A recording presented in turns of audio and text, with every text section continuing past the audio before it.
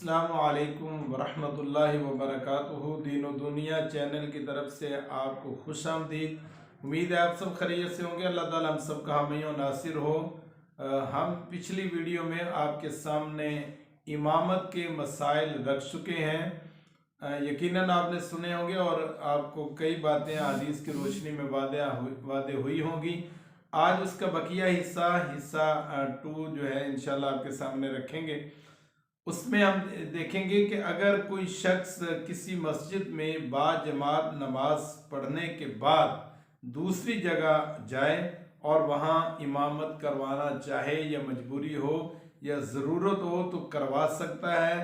हदीस में इस बात की इजाज़त है और एक सहाबी का अमल भी था। तो ऐसी सूरत में पहली नमाज उसकी फ़र्द होगी और दूसरी बाद वाली नमाज उसकी नफल बन जाएगी। यानी एक जगह पे उसने नमाज पढ़ी है मुक्तदी की हैसियत से और दूसरी जगह गया है, वहाँ जो है इमाम की ज़रूरत थी, इमाम नहीं था, तो ये वहाँ जाकर नमाज पढ़ा सकते हैं। तो ऐसी सूरत में पहले इसकी फ़र्ज और दूसरी बाद की होगी।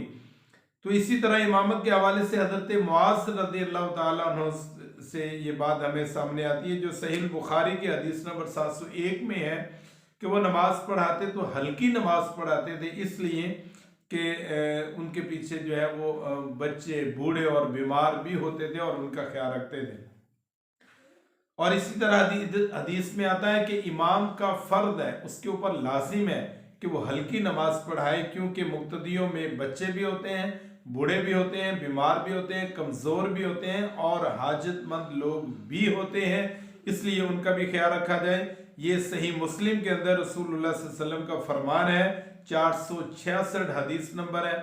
इसी तरह रसूलुल्लाह सल्लल्लाहु अलैहि वसल्लम दौरान नमाज बच्चे के रोने की आवाज़ सुनकर नमाज को मुख्तसर फरमा दिया करते थे। ये बात सहीह बुखारी के अंदर हदीस नंबर 707 में मौजूद है।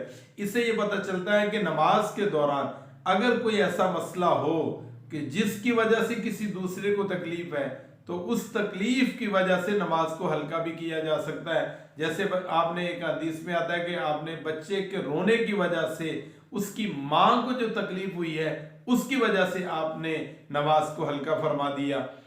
इसलिए ये मुख्तसर और हल्की नमाज का मफहूम ये नहीं है कि इंसान जो है वो रुकू के अंदर और सजदे के अंदर इत्मीनान के साथ जो है वो उसकी अदायगी दुआओं की और अज़कार की ना करें, बल्कि मफहूम ये है कि क़याम में सूरतुल फातिहा के बाद ज़्यादा कुरान पढ़ने की बजाय कम कुरान पढ़ा जाए। बाकी मामला जो है वो उसी तरह है। अगर बाकी अरकान मुकम्मल ना किए जाए, जल्दी जल्दी नमाज पढ़ी जाए, तो ऐसी सूरत में रसूलुल्लाह सल्लल्लाहु अलैहि वसल्लम ने इत्मीनान से अरकान अदा न करने वाले को फरमाया था कि तेरी नमाज नहीं हुई।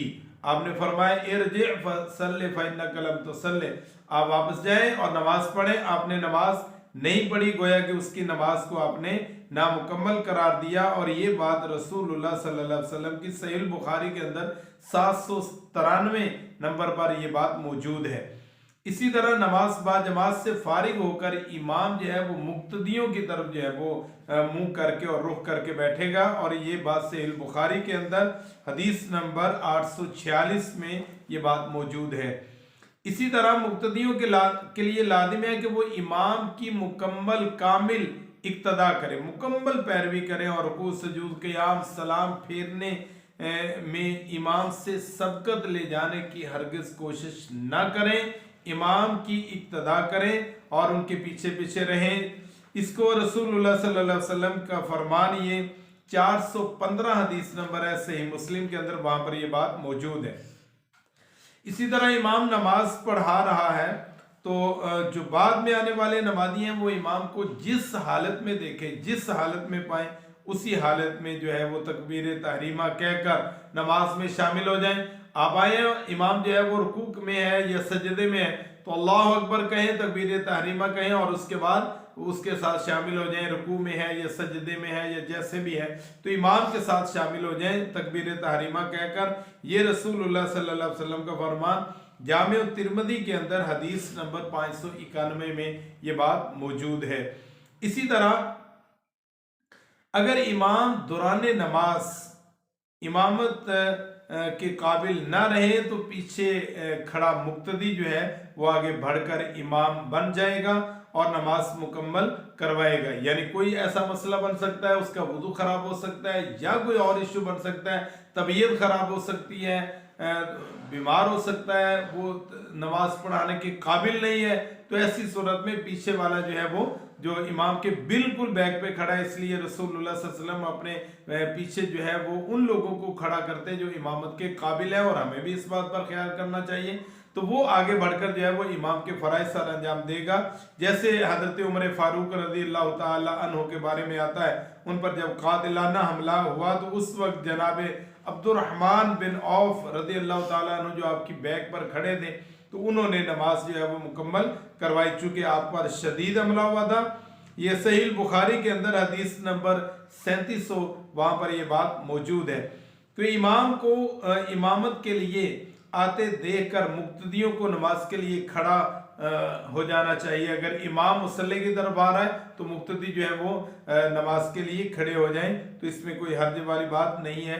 ये सहीह बुखारी के अंदर हदीस नंबर 637 में ये बात मौजूद है।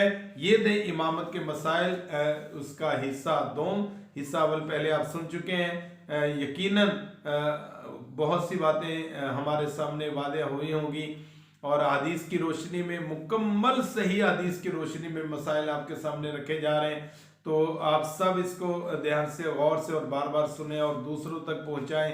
इसको लाइक भी करें, शेयर करें, और जो है वो आगे हमारे चैनल को, दीन और दुनिया चैनल को भी सब्सक्राइब करें, ताकि इस तरह के मसाइल और वीडियो आप तक पहुंचती रहें। इजाज़त दीजिए। अल्लाह ताला हम सबको हामी नासिर हो। अस्सलामु अलैकुम व रहमतुल्लाहि व बरकातुहू।